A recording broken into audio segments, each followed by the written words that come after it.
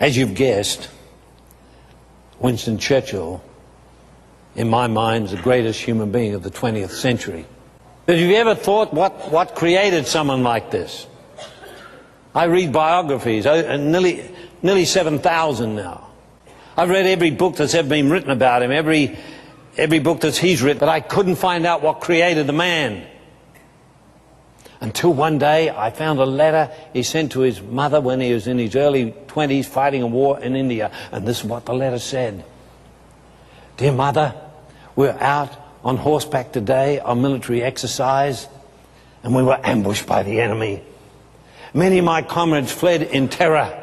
But rather than flee, I spun my pony around. I rode it straight into the face of the enemy. I withdrew my revolver. I dispatched 2 of the enemy immediately. I spun it around again. I dispatched 2 more. I was as cool then as I am now writing this letter to you. Nary a bullet touched my pony, my tunic, or my person. I believe I was preserved for higher things.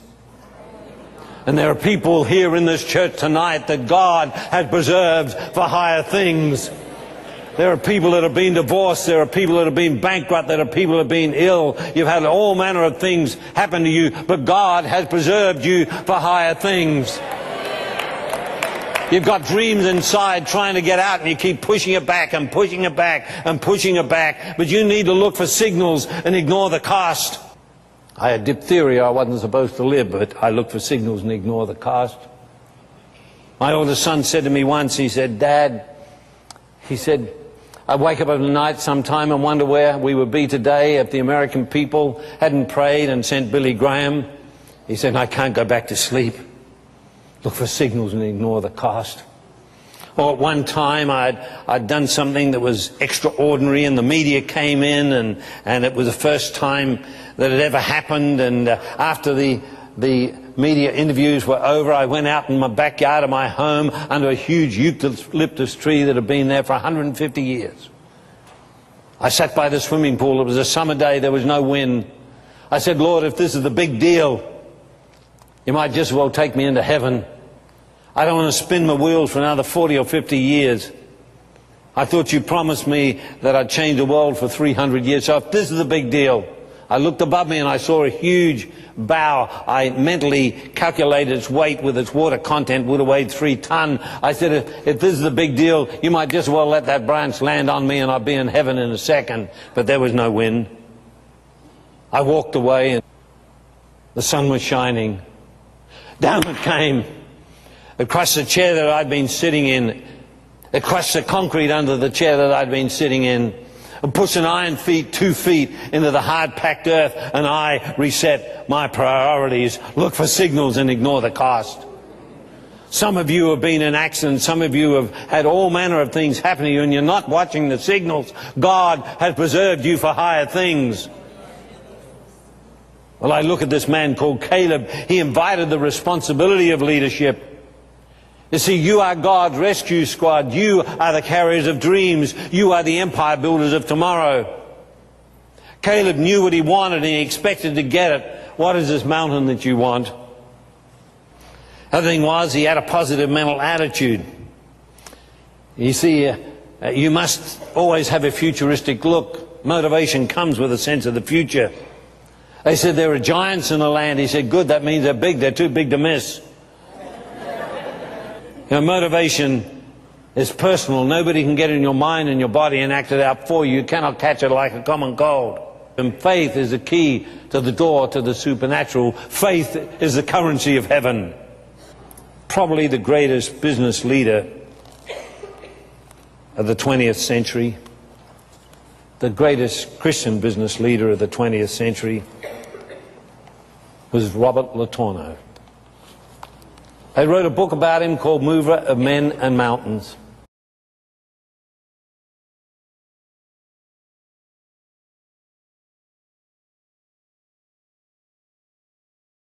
He was a big man with a gruff voice, and he was going broke for the 3rd time, and he was in his drawing room working out ways to do bigger machines. He got a knock on the door. He said, come in. His attorney came in. He said, yes. He said, what do you want? He said, well, sir, he said, the creditors are in the parlour and they want their money. He said, you'll have to wait for a while, but they'll get it. Well, sir, he said, they've asked me to persuade you to close everything up and sell it off and they'll let you keep your house. He said, what'd you tell them?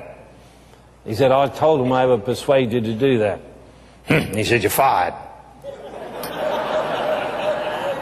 He said, why am I fired? He said, young man, I've said all my life I'm in partnership with God. You ever heard of God going broke? You're fired. And he bounced back and gave away another 100 million. What is this mountain you want? When I first came to America some years ago, back in 1977, I saw the Statue of Liberty and I marveled at what I saw. And I saw the great statue and it had the words underneath it, not like the brazen giant of Greek fame.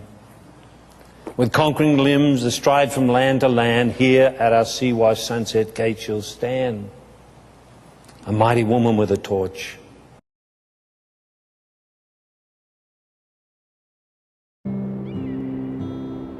Not like the brazen giant of Greek fame, with conquering limbs astride from land to land. Here at our sea-washed sunset gates shall stand a mighty woman with a torch,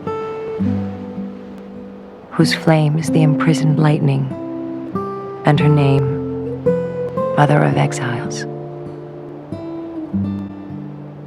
From her beacon hand glows worldwide welcome. Her mild eyes command the air-bridged harbor that Twin Cities frame. Keep, ancient lands, your storied pomp, cries she with silent lips. Give me your tired, your poor, your huddled masses yearning to breathe free, the wretched refuse of your teeming shore. Send these, the homeless, tempest-tossed, to me. I lift my light beside the golden door. Emma Lazarus. I marveled at this great country when I first came here. I wondered at its people. The first call I made home, they said, what is it like? I said, it's big and it's beautiful. And people asked me, why do I keep coming back? Well, you saved our nation during the 40s. The Japanese had already printed the currency to take over Australia, and you sent a man called General Douglas MacArthur. Your grandfathers and great-uncles shed their blood for our soil. I wish you could know how much we love you for that. Then you sent a young man called Billy Graham with wavy hair and a loud tie. And he said, I want you to get up out of your seat, give your life to Christ. Your friends will wait on you. And we gave our lives to Christ. And through you, the prayers of the American people. And then what would I do when I came to Christ and I didn't know which way to turn? Well, I got some American self-help books. Dr. Norman Vincent Peale, The Power of Positive Thinking.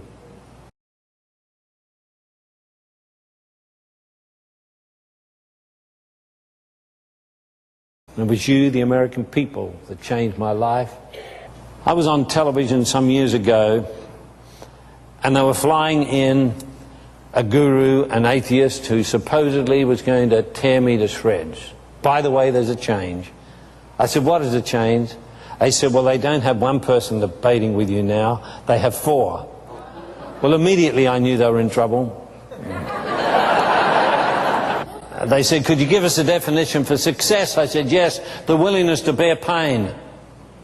I didn't say be a pain. I said to bear pain, but you've got to get out of the comfort zone. You've got to move into the pain arena.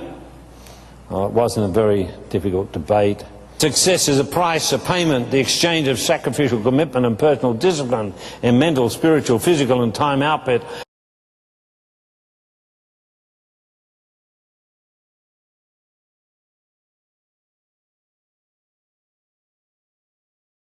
have these Christians that say, well, I'm waiting on God. Hey, He's in front. He's waiting for us. I mean, some of these cliches we have.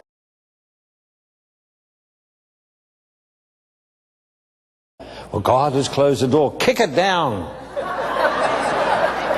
There's nothing capricious in God's nature. He will not give you a dream without giving you the ability to fulfill that dream.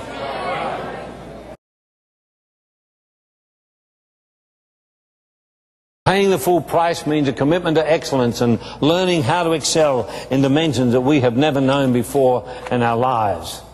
What God has given you to do, you must know your stuff inside and out. Saturate yourself with it. There is nothing that will put a spring of confidence in your walk and in your performance like being sure that you definitely, concretely and specifically know what you're doing.